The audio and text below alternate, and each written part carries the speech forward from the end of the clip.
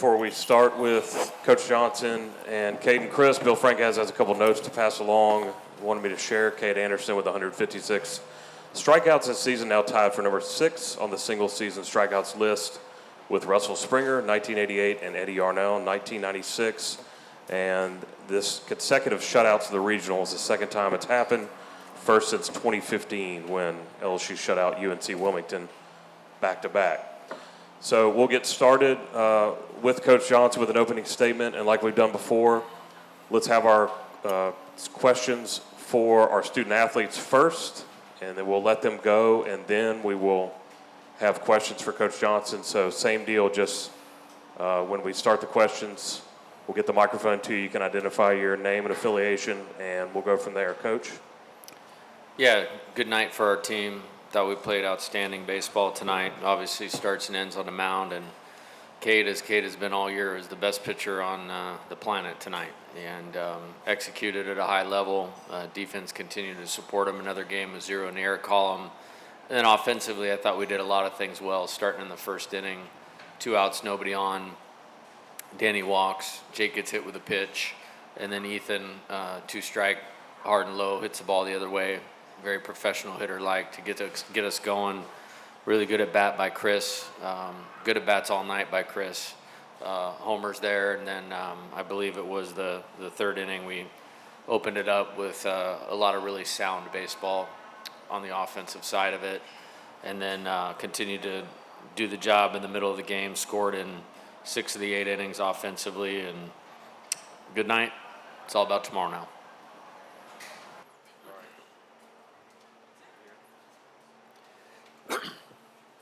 Yeah, Jay, I know you always think you can play better, but in these first 2 games, you became the first team ever to win your first 2 games in any regional, super regional, World Series by shutout.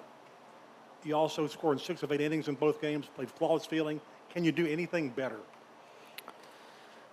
I think just bring the high level of focus, intensity, attention to detail to each game that we play. You know, we're not guaranteed tomorrow once you get into postseason play. And so I think the game has our team's full attention. I think it's been part of their best quality this year is the consistency, especially with the schedule that we played. And, you know, they've been working hard. And I've mentioned this a couple weeks ago, like not every team improves this time of year. And I really believed our team was improving. And they've played well the last couple days, and let's get ready to do it again tomorrow. Jay, it's been mentioned, of course, that you've scored in so many innings in these games. I imagine I know the answer to this, but I imagine their coach mentioned it, just the pressure you guys have applied to them inning after inning. I imagine that makes you more pleased than if you had like a 7-run inning or something like that, just to be doing it inning after inning. What do you like about the way y'all are producing, throughout the game? Yeah, I think we take a lot of pride in being complete in winning any type of game. You know, we've won some pitchers' duels this year, close games, 1-run type games, few slugfests. You play in different parks, throughout this tournament. I think ours is one of the more fair ones, at least in our league. And, the ballpark in Omaha is bigger. So you want to just have a complete skill set to function in a way that helps you in any type of game and what's required. And I think this team was put together in a way that it can do that. There's certainly nothing that we will see that we have not seen, playing, the top flight opponents that we have. And, I think they're playing with really good confidence that they were pretty consistent through that. And long answer is absolutely yes. I think, that was a really good offensive performance tonight. Getting leadoff guys on, executing the bunting game, ran the bases smart and aggressive, clutch hitting, 2 out hard and low line drives, extra base hits.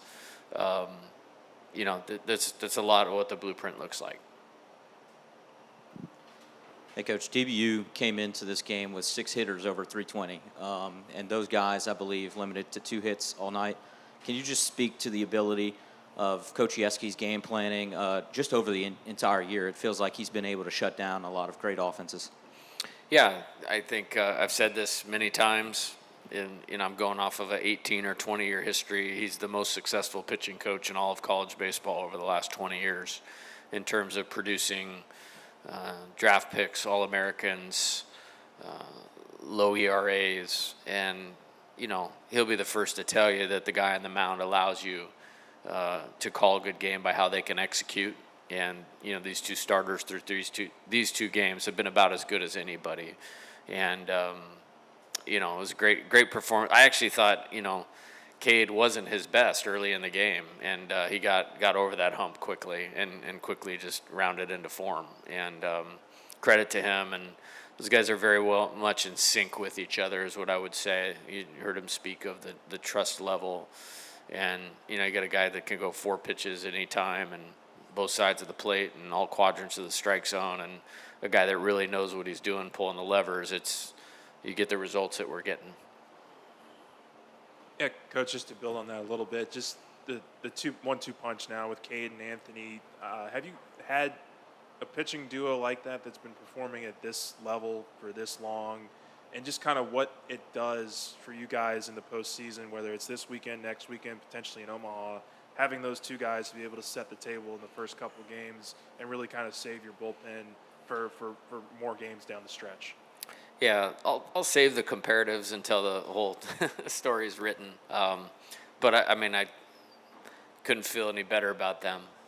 That's the talent, obviously, but the competitive nature, the skill, the ability to execute their pitches, their toughness.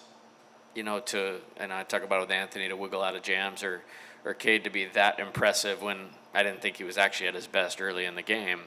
That's pretty awesome, pretty special. I think, what it does for us is it allows the team to play with confidence. That was kind of a realization that we had talked about last week, leading into this, is we're going to be in every game that we play. And what a great opportunity to go out and go for it with confidence, knowing that you have a chance to win that game. And that's those two guys and the rest of the pitching staff as well. I feel like it's really good.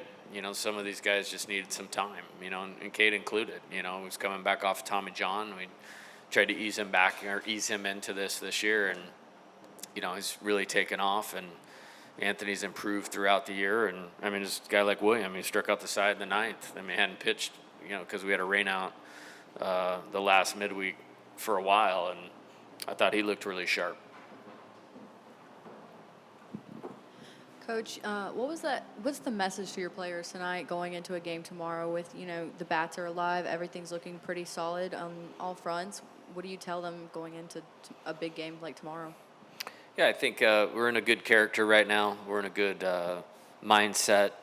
I think when you can get to the postseason, a lot of times, you hear this stuff about one more or finishing the job, and that's not my mantra. My mantra is show up and enjoy competing. This is really cool. To have 13,000 people in that stadium caring about what you're doing, national TV, that was all over national TV tonight.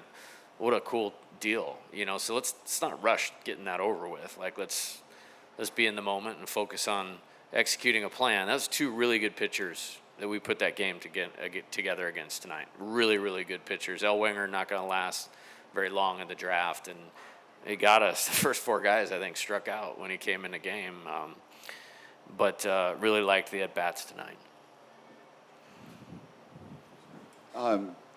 Did you already have in mind who your starter might be tomorrow earlier in the week, or are you formulating that now, and have you already told the guy he's starting? Yeah, we're formulating that now. We don't know who we're going to play yet. That will obviously impact the decision.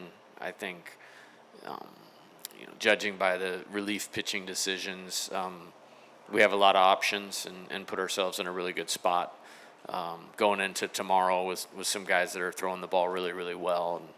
And we'll let that game finish tomorrow and then see where we go from there. Coach, you mentioned the clutch hitting. 7 of the 12 runs tonight were with 2 outs. How do you guys prepare for those scenarios, especially in kind of a high-octane environment? Yeah, we call them Goldens, 2-out RBIs with runners in scoring position. Stole that from Jim Leland, the manager, longtime manager, Hall of Fame manager, Pirates, Tigers. I think it was when they lost to the Braves in like the playoffs one year. He just said, "Yeah, man, 2-out hits are golden," and I just always remembered that. So we call them Goldens. I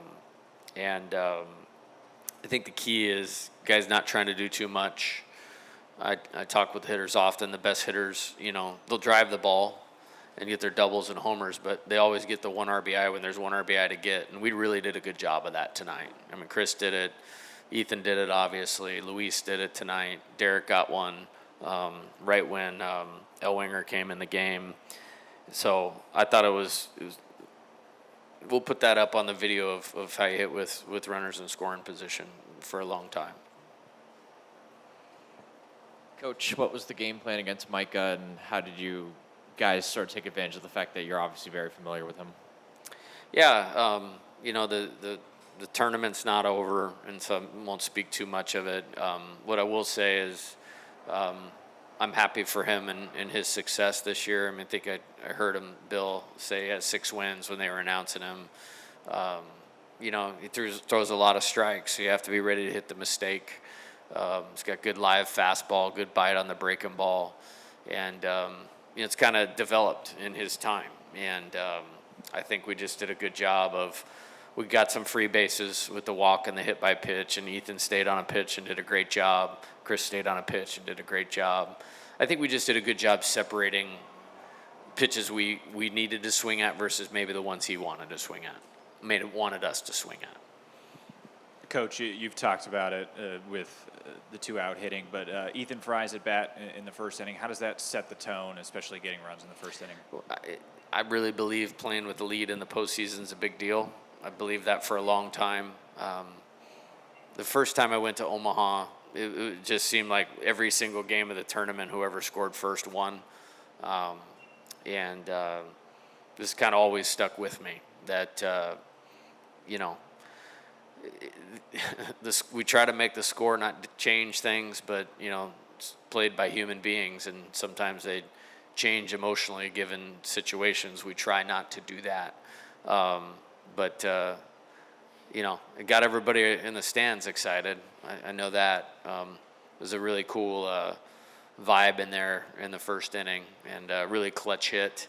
And it's 3-2 count, so guys are moving on the pitch, and we had our fastest runner at first base probably, so he was able to score from first. That's an exciting baseball play, and it was good to see. It was really good at bat by Ethan right there. You mentioned Kade not having his best stuff early. What was your message to him when you had the mound visit, and what did you like about how he settled, I guess, into the game? Yeah, it was pretty simple. I mean, I'm not going out there talking about, arm slot or, any of those types of things. I just got the sense, and this can happen with a good pitcher sometimes, you get so used to strike 1, strike 2, strike 3, or 1 out, 2 outs, 3 outs. It just looked to me like he was trying to get to the end of the at-bat or the end of the inning or even the outing, instead of just competing pitch to pitch. And as soon as I did it, he threw strike. And he threw a strike that guy got a hit, but he fisted it out there, struck the next guy out on 3 pitches, and then we got the double play. And so, and to no surprise, his aptitude is all-time. It's all-time aptitude. Coach, you mentioned the importance of getting the lead early. The offense has done a great job the first 2 games putting up crooked numbers early in the game. What's been the key to that success there? I think we just kind of keep working, and I think you can have a plan, but it's your commitment to the plan in the box and the totality of the 9 guys in the order doing it so it functions as one unit. I think we're putting up a lot of strands where we're getting 3 quality at-bats in a row. Our goal is to do that 4 times throughout the game, and we probably did it more than that tonight. And really good contributions, especially from the middle of the order, running through Chris, and they're all kind of the same player to me, and that's the beauty of this lineup is it doesn't matter where we're starting an inning. You feel good about what you can do, and there's versatility in there, and there's competitive at bats in there, and I think we saw that tonight. We had a lot of games like that this year. Just you get into the heart of that SEC play, and Doyle or Rude there's no break. The dude that Ole Miss threw, like in the SEC tournament, it's like that guy's going in the first round, whether next year or the year after he's draft eligible, and I don't even think he started on the weekend for him, So what a great opportunity, for us to face all of those good teams and all those good pitchers and stay positive about what they're doing and come out the other side of it. Hey, Jay. Back here to your right. Sorry. Hey, Corey Diaz with the Daily Advertiser and USA Today Network. The double play that Derek turned almost himself, but like those kinds of plays, what do they do to the opposing dugout in terms of energy and attitude? And like how big are those kinds of plays when Kade is working through what he worked through those first couple minutes? Yeah, it's a huge play. So it was first and second, nobody out. And then he struck out Tryon on 3 straight pitches, which was like, I think it was like slider, slider, slider. I was like, okay, that's good. And then I think the pitch itself was a good pitch, and good job by Coach Simpson aligning Derek. He was in enough where he could come in and make the play. And I think it caught the base runner off guard, like he thought it was falling. And from the spot in the dugout, I could totally see how he would. And Derek makes a great athletic play, and then great job by Jared, like staying with the tag, right there.